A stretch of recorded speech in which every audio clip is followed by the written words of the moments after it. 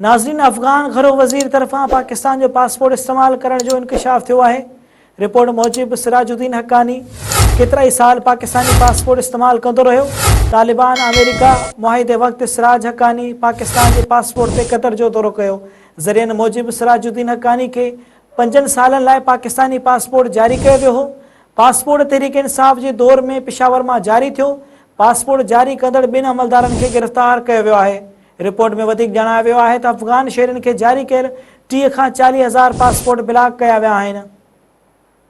नाज़रीन, अवां खे हिकु भेरो ॿीहर अहम ख़बर ॾेई रहिया आहियूं त अफ़गान घरो वज़ीर तरफ़ां पाकिस्तान जो पासपोर्ट इस्तेमाल करण जो इंकशाफ थियो आहे। रिपोर्ट मूजिब सिराजुद्दीन हक्कानी केतिरा ई साल पाकिस्तानी पासपोर्ट इस्तेमाल कंदो रहियो। तालिबान अमेरिका मुआहिदे वक़्तु सिराज हक्कानी पाकिस्तानी पासपोर्ट ते कतर जो दौरो कयो। ज़रियनि मूजिब सिराजुद्दीन हक्कानी खे 5 सालनि लाइ पाकिस्तानी पासपोर्ट जारी कयो वियो हो। पासपोर्ट तहरीक इंसाफ़ जे दौर में पेशावर मां जारी थियो।